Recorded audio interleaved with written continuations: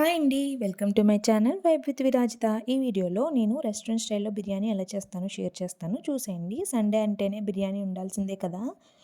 So, దానికోసం ఒక 3 glasses of basmati రైస్‌ని బాగా క్లీన్ చేసి ఒక 5 గ్లాసెస్ ఆఫ్ వాటర్‌లో నానబెట్టుకోవాలి. ఈలోపు ఆనియన్స్‌ని సన్నగా కట్ చేసుకొని నేను ఎలా చేస్తున్నాను చూసారా వీడియోలో, అలా చేయడం వల్ల ఏంటంటే ఆనియన్స్ అనేవి సెపరేట్ అయ్యి సన్నగా వస్తాయి. క్రిస్పీగా బాగా ఫ్రై అవుతాయి. అలా ఆనియన్స్‌ని కోసుకొని పక్కన పెట్టుకొని ఆనియన్స్, అలాగే కొత్తిమీర, పుదీనా ఆకులు కూడా తీసుకొని పక్కన పెట్టుకొని బిర్యానీ మసాలా ఉంటుంది కదా! షాజీరా, స్టార్ అనిస్, జాపత్రి, లవంగాలు, యాలకులు, దాల్చిన చెక్క, బిర్యానీ ఆకు తీసుకొని ఉంచుకొని గరం మసాలా, బిర్యానీ మసాలా, కారం, పసుపు, పెప్పర్ పౌడర్, కొరియాండర్ పౌడర్‌ని కూడా తీసుకొని ఉంచుకొని ఈలోపు ఒక కేజీ చికెన్‌లో పుదీనా ఆకులు కొన్ని, అలాగే సన్నగా తరిగిన కొత్తిమీర కూడా వేసుకొని ఇందాక మసాలా అనేది తీసుకొని పెట్టుకున్నాం కదా! మసాలా పౌడర్స్ అన్నీ వేసేసుకొని ఒక ఒక హాఫ్ లెమన్ లెమన్ జ్యూస్ కూడా వేసుకున్న తర్వాత ఒక 1½ టేబుల్ స్పూన్స్ అల్లం వెల్లుల్లి పేస్ట్ కూడా వేసి ఈలోపు ఆనియన్స్ అనేవి సగం వరకు ఫ్రై చేసి పెట్టుకోవాలి.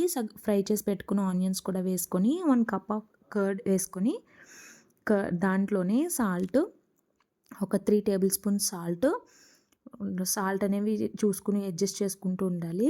సాల్ట్ కూడా వేసుకున్న తర్వాత బాగా కలిపి మనం ఇందాక ఆనియన్స్ ఫ్రై చేసుకున్నాం కదా! ఆ ఫ్రై చేసుకున్న ఆనియన్స్ ఆయిలే కొంచెం వేసుకొని ఇందులో ఒక టేబుల్ స్పూన్ ఆయిల్ వేసుకుంటే సరిపోతుంది. ఆయిల్ వేసుకున్న తర్వాత 4-5 వరకు గ్రీన్ మిర్చి కూడా యాడ్ చేసుకొని బాగా కలుపుకొని ఈ బిర్యానీ గిన్నెలో ఈవెన్‌గా స్ప్రెడ్ చేసుకొని మూత పెట్టేసి మ్యారినేషన్‌కి పక్కన ఉంచేయాలి. ఈలోపు వేరే గిన్నెలో ఆనియన్స్ అనేవి ఫ్రై చేసుకున్నాం కదా! సేమ్ ఆయిలే ఒక 2 టేబుల్ స్పూన్స్ వేసుకొని బిర్యానీ మసాలా అన్నీ వేసుకొని బాగా ఫ్రై చేయాలి. అవి కొంచెం ఫ్రై అయిన తర్వాత అల్లం వెల్లుల్లి పేస్ట్ కూడా 1 టేబుల్ స్పూన్ వేసి పచ్చివాసన పోయేంత వరకు ఫ్రై చేసుకుని మనం ఆల్రెడీ బియ్యం అనేవి నానబెట్టాం కదా! ఆ నానబెట్టిన వాటర్‌నే వేసుకోవాలి. మళ్ళీ సెపరేట్‌గా వాటర్ ఏం వేసుకోక్కర్లేదు. ఆ వాటర్‌నే వేసుకొని ఒక 4-5 గ్రీన్ మిర్చి యాడ్ చేసి అలాగే పుదీనా, సన్నగా తరిగిన కొత్తిమీర కూడా యాడ్ చేసుకున్న తర్వాత సాల్ట్ చూసుకొని వేసుకోవాలి. బాగా బాయిల్ అవుతుంది కదా! సాల్ట్ అనేది చూసుకుని ఒక 3 టేబుల్ స్పూన్స్ అరిగితే వేసుకున్నాను నేను.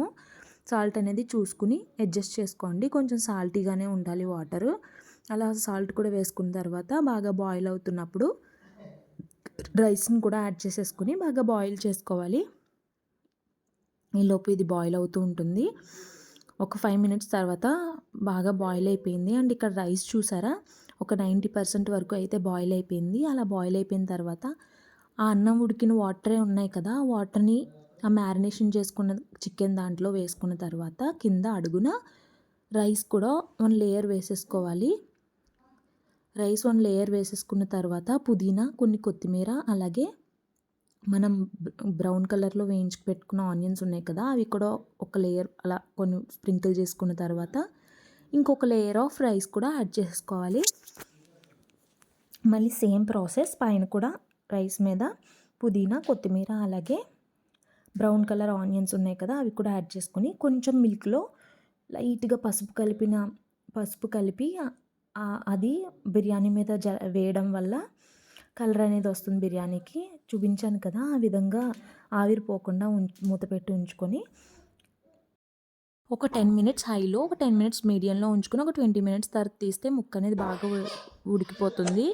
వీడియో నచ్చితే లైక్ చేయండి, షేర్ చేయండి, అలాగే సబ్స్క్రైబ్ చేయండి. Thanks for watching.